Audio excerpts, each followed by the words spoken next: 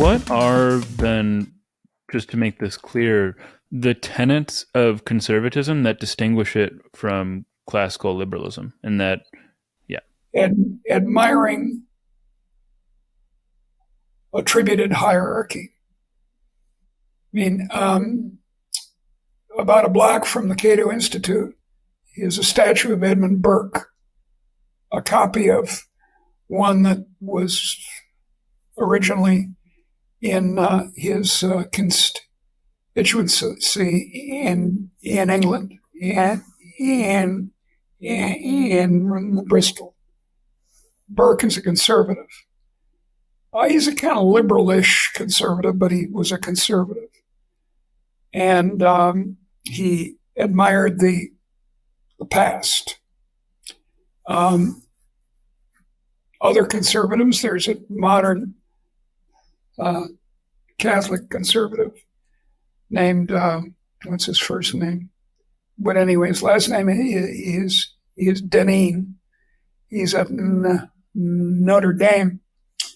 And last year, Harper's Magazine organized a 4-person colloquy on liberalism. Cornel West, Frank Yamamura, Frank, what's his name?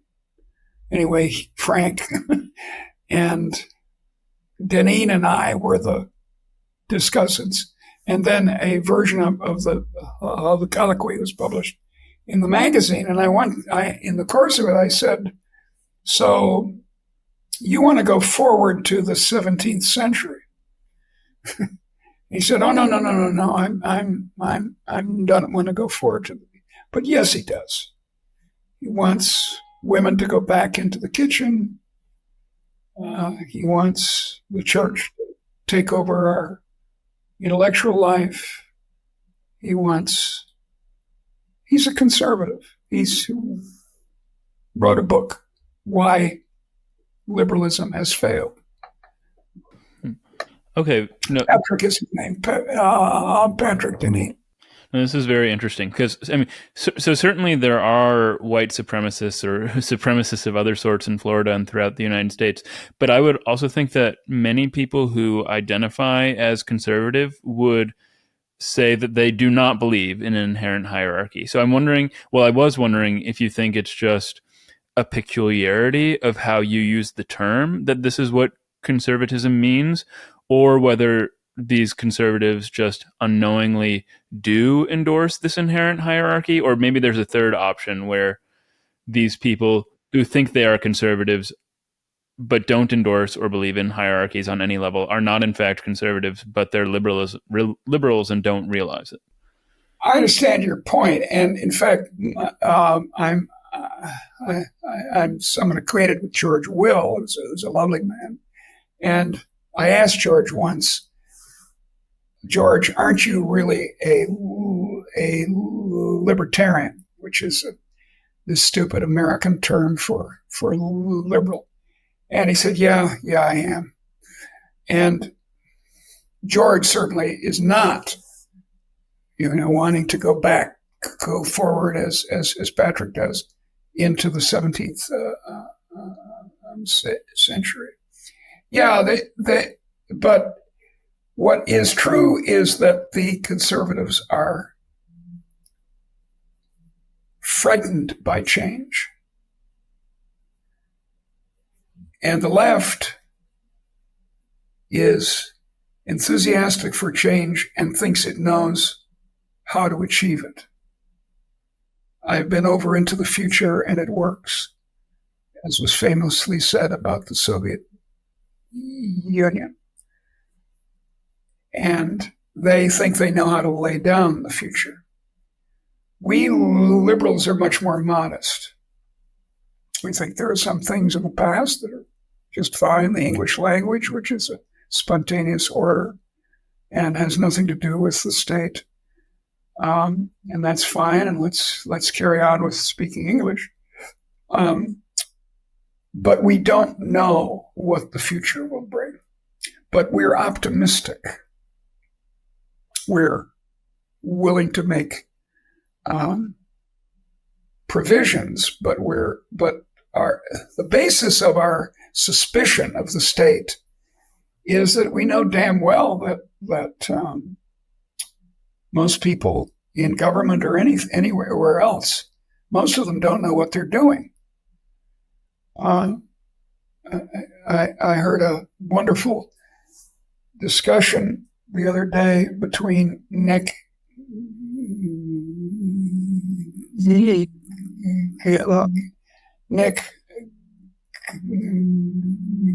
Gillespie, who's a journalist who works for Reason magazine, and John Cleese. And Cleese said, why am I bringing this up? Well, Cleese is a liberal. There's no question about it. And he said, oh yeah, I remember. He had a collaboration with I think it was some sort of brain scientist for a while, and he and the brain scientist wrote a book, and he came to admire this guy very much, this co-author, and said, what percentage of the people who practice brain science, in your opinion, know what they're doing? And the guy said, well, about 10%.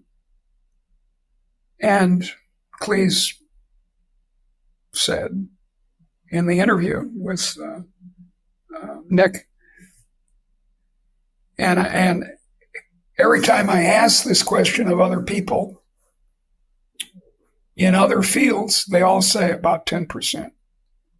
And I would say that about economics. About 10% of the self-declared economists in the world know what they're doing. 90% are stumbling around in the dark, as we all are to some degree, I admit that. So we're going to hand over the economy to a bunch of people who don't understand what monopoly is or don't understand the business cycle and can't predict it. Huh?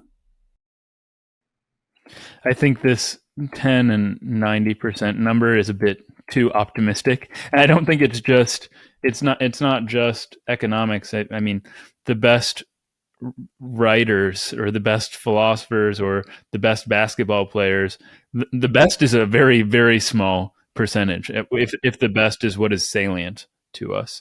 But I find this modesty of liberalism very attractive. This idea that rather than try to engineer the future or stick to the past, the best bet is to trust that an ethical society responsive to competition will lead us to a better outcome than either the engineering or the resisting path.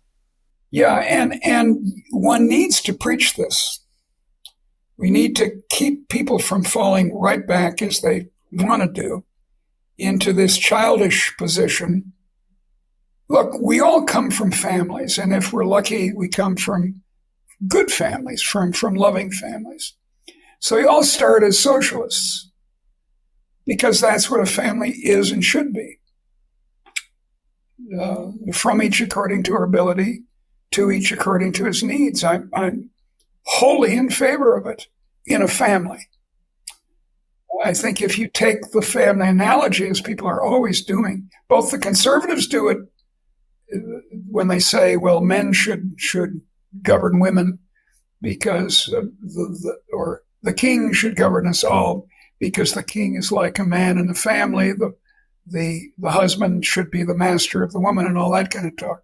That's the conservative talk. But on the left, the talk is, oh, yes, we do family planning, not just in the sense it usually is, but we plan things out in the family, and that's how we should do the economy. And it just doesn't make any sense at the level of a family of 330 million people. That doesn't mean we shouldn't be charitable and should care about the earthquakes in the Atlas Mountains or something. I think we should care. We should help people out when they need it. But it's indicative of how bad states are that the Moroccan government, right now, as we speak, is preventing some countries from sending help to the Atlas Mountains.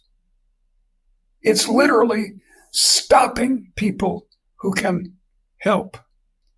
And I'm afraid that's the way of governments. Most governments are tyrannies. I mean, in the world, if you look over the whole world, the percentage of the population that's governed by, in a wholly arbitrary and tyrannical way, the world population is very high.